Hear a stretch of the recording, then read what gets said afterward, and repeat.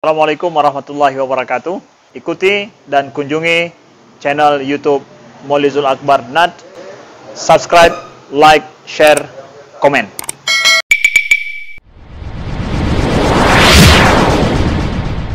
Melihat keadaan perkembangan zaman ini, hukum dikebiri, kadang-kadang tumpul ke atas, tajam ke bawah. Suka-suka yang buat hukum. Apakah ini menjadi tanda-tanda kiamat?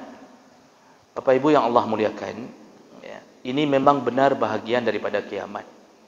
Salah satunya Rasulullah pernah mengatakan dalam hadis riwayat Tabrani, kata Rasulullah ada 6 tanda yang akan segera terjadi kiamat. Salah satunya adalah bai'ul hukmi, terjadi jual beli hukum.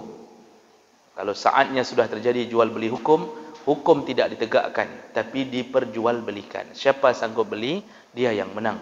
Itu tanda kiamat akan segera datang.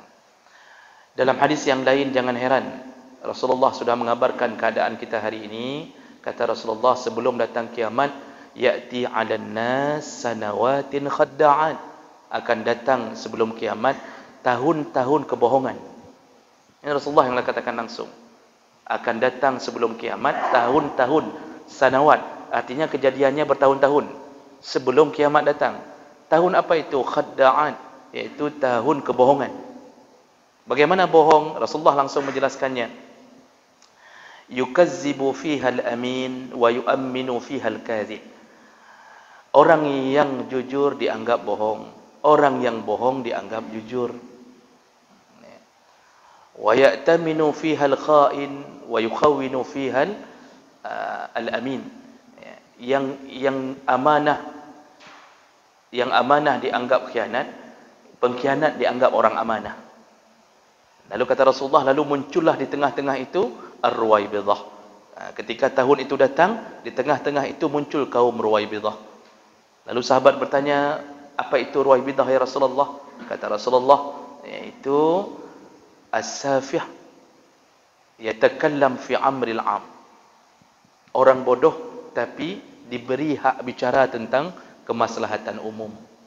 Maksudnya dia dapat jabatan, dia bodoh, tapi dia diberi kesempatan untuk memimpin orang umum. Kebijaksanaan dia yang keluar adalah kebijaksanaan yang bodoh-bodoh. Kata Rasulullah, tahun itu kalau sudah datang, maka tunggulah, tidak lama lagi akan terjadi kiamat. Jadi sebenarnya apa yang kita rasakan hari ini, itu semuanya menunjukkan kebenaran mukjizat Nabi SAW. Kita telah berada di bawah lindungan Rasul yang benar. Apapun yang beliau katakan 1400 tahun yang lalu, semua terjadi. Semua terjadi. Hari ini rasakanlah bagaimana di tengah-tengah kita yang berusaha menegakkan kejujuran, maka dia akan ditenggelamkan. Yang kemudian terbiasa berbohong, malah dia akan dijadikan sebagai seakan-akan panutan. Begitu keadaannya hari ini. Jadi kita ngomong pun kadang-kadang dipantau-pantau. Ini ada tidak Ustaz, ini ngomong yang aneh-aneh, di senter-senter. Yang orang jahat ngomong, apapun dia katakan ngomonglah, tidak ada masalah. Kami tidak tangkap. Tapi yang melakukan kebaikan di senter-senter, di senter-senter. Jadi jemaah melaka Allah, inilah tahun kebohongan. Dan di saat seperti ini, tidak ada jalan keluar lain kecuali kata Rasulullah, gigitlah sunnah Rasulmu dengan gerahammu. Disuruh gigit semua peninggalan dari Nabi dengan geraham. Disuruh gigit, Pak. Bukan disuruh taruh di mulut, disuruh gigit. Apa maksudnya? Syariat genggam baik-baik. Walaupun engkau dibunuh, dipenjara, ditangkap, dipukul, genggam baik-baik agar engkau selamat di akhirat. Karena dunia ini kita baik tidak baik tetap dunia berakhir. Tapi akhirat menjadi sebuah keberuntungan bagi orang yang menggenggam sunnah Nabi SAW. Jadi sunnah itu maksudnya peninggalan syariat Nabi itu dengar dan jalankan baik-baik di tengah-tengah kehebohan keadaan hari ini. Ini jemaah mereka Allah. Maka apa yang terjadi hari ini adalah bahagian kebenaran Nabi sekaligus menjadi tanda akan segera datangnya kiamat. Ini tidak lama, Pak. Kita hanya menunggu satu fase lagi. Ini kita fase Jabbarian ini. Kata Rasulullah ada 5 fase dari fase Rasulullah. Kita ni masa fase kediktatoran, semua negara kediktatoran. Fase berikutnya yang kita tunggu adalah fase turunnya Imam Mahdi turunnya Nabi Isa dan munculnya Imam Mahdi alaihi wassalam. Ketika mereka berdua muncul, dunia aman, mereka memerintahkan langsung, syariat kembali dijalankan, orang semuanya taubat, mereka membunuh Dajjal di salah satu pintu Masjidil Aqsa. Mereka berhasil membunuh Dajjal, lalu kemudian dunia kembali beragama dengan baik sampai Nabi Isa wafat. Ini belum wafat Nabi Isa, wafatnya nanti. Jadi kalau ada tertulis di kalender wafat Isa Al-Masih, itu menunjukkan kebohongan. Jadi jemaah belakang Allah, menurut versi Islam, Nabi Isa tidak wafat. Nanti wafatnya setelah turun, baru wafat. Imam Mahdi juga wafat. Setelah itu langsung masuk ke fase yang terburuk. Semua orang kembali bermaksiat. Seburuk-buruknya maksiat, lebih buruk daripada hari ini. Ketika itulah datangnya kiamat.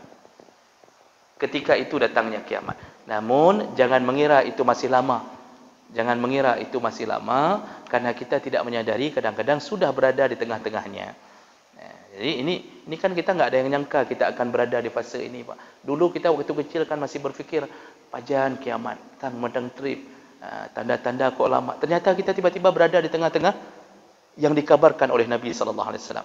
Bisa jadi mungkin beberapa tahun yang akan datang keadaan berubah kembali. Kita sudah berada di tengah-tengah fase berikutnya. Lalu kemudian wal adiyati dhabham fal muriyati qadahan fal mughirati subha fa asarna bihi naqa fa wasatna bihi jam'a, kata Allah. Tiba-tiba kiamat itu datang. Bagaimana modelnya? Seperti kuda perang yang berlari kencang, mengeluarkan asap debu di balik kakinya, dan dia melesat. Sudah tiba-tiba fa wasatna bihi jam'a, tiba-tiba sudah ada di tengah. Begitu kata Rasulullah, kata Allah mengibaratkan datangnya kiamat. Kita enggak sadar, Pak. Sedang tidur, sedang tugas kerja, tiba-tiba datang kiamat di tengah-tengah kesibukan kita.